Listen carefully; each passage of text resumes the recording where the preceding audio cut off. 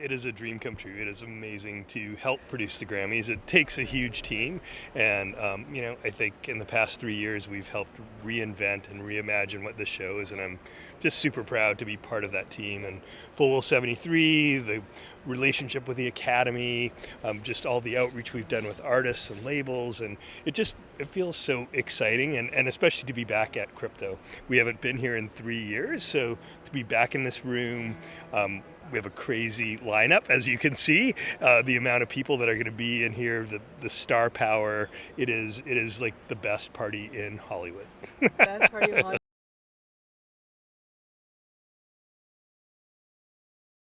I mean, really, the Grammys is like a 365, days a year job. We start almost when the show ends. So when the show ends, we start planning the next year, and it really is about being involved in music and seeing what's out there and going to artist tours and having relationships with labels and like just being aware of everything that's kind of happening in music and how music influences culture and art and fashion, and our team really just tries to stay in touch with everything and know what might be nominated. It's like we never can tell until nominations come out, but we kind of know like who's been on late night and who's doing these shows and who's touring right now and who's doing something really different visually. So when the opportunity comes and we're actually able to extend an invitation to appear on our show, we have a little bit of backstory, and we've already built a little bit of relationships with managers and labels, so that outreach just becomes easier. And we say,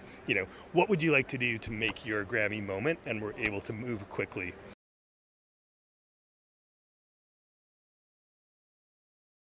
I mean, it's Full Well 73. It's our third year now. So our first year we didn't have an audience. Second year we had to move to Vegas. Third year we're actually back at our home.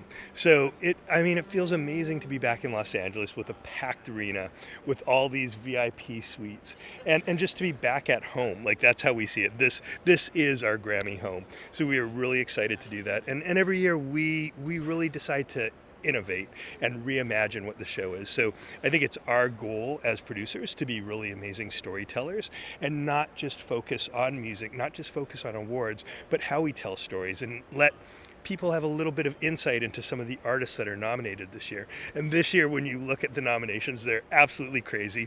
So Album of the Year, probably one of the most competitive Album of the Year categories that I think we've ever seen, and super diverse, from ABBA to Adele, to Lizzo to Kendrick to Beyonce to Harry. Like, it's absolutely mind-blowing that all those artists are kind of, they're competing against each other. I think so many of them are friends, but everybody wants Album of the Year. Everybody wants Record of the Year. And that's one of the stories that we want to tell. It's like, it should matter that you are actually just nominated in that category, because one person is going to be very happy, or one group is going to be very happy, and 9 people are going to be slightly disappointed. But it doesn't mean that your artistry, what you actually created this year, has just made such a huge impact in the world of music, has made a huge impact, to the Academy, and that all 10 artists are actually being recognized on our show. So that is one of the stories that we're going to continue to tell and celebrate.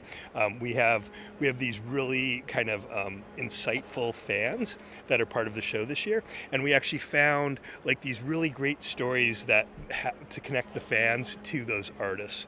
And I don't know, I'm really excited for people to see them. They are actually invited to the show. I don't think any of them have ever been to the Grammys, and we are giving them some of the best seats in the house. So they're going to get to walk the red carpet. We are going to see some of their stories during the night, and we're going to celebrate them. Like, we love, again, just telling different stories. The first year was, venues that were closed, and what that impact kind of meant to some of those really iconic venues in the United States. Last year, we honored touring personnel and had them share their stories. And this year, because music is back in such a big way and people are going to shows and they're selling out like crazy, that we really wanted to talk to the fans. It's like, music exists because of the fans, and so that's one of the stories we're telling this year.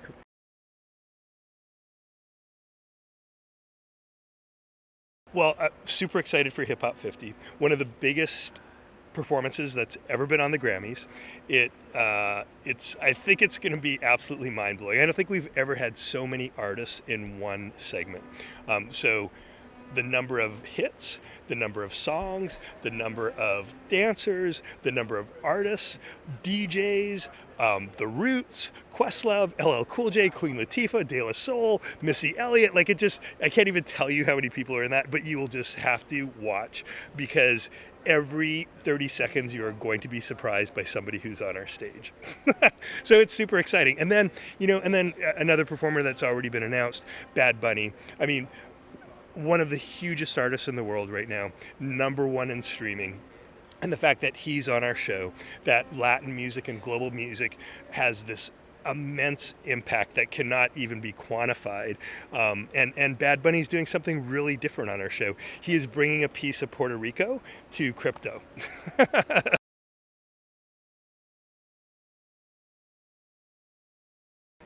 We are absolutely honored to have Trevor Noah. I think he is one of the best hosts on television. I love the way he interacts with artists.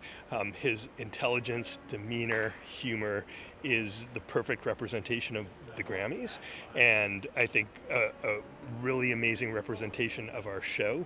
And he is absolutely the perfect fit. Like we're so grateful that he's coming back for the third year. And again, he hasn't had the full opportunity to be at our home yet, and he's been so adaptable, and the fact that he's also dealt with the challenges of us having to reschedule, to not have an audience that first year. Like, I think Trevor's going to absolutely kill it, and he's just, I don't know, he's delightful. Like when you watch him, it brings a smile to your face. He speaks so well. I think artists absolutely love him and engage with him, and he also is such a big fan of music, so I can't think of anybody better.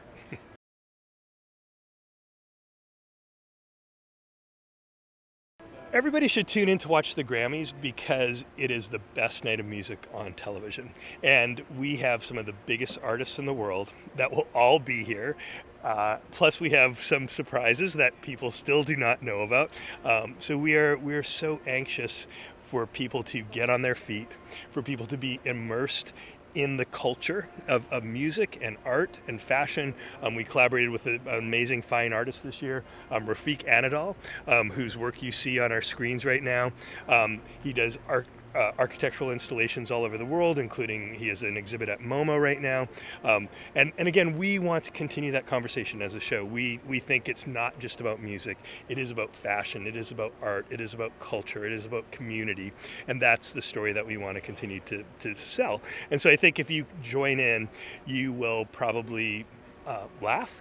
You will hopefully be on your feet and dancing, even at home, or watching on your phone or computer, or however you decide to stream your content right now. And I think you might cry a little in a memoriam, because we have, I think, one of the sweetest and most sentimental in memoriams in recent history. With just the artists that are lined up to do that, from Casey Musgraves to Quavo with Maverick City Music, to a really amazing collaboration that I think is kind of once in a lifetime, with Mick Fleetwood, Sheryl Crow, and Bonnie Raitt honoring Christine McVie, that I think is just going to pull at your heartstrings. So I'm really, really proud of that, and I think we can't wait to share it with everybody.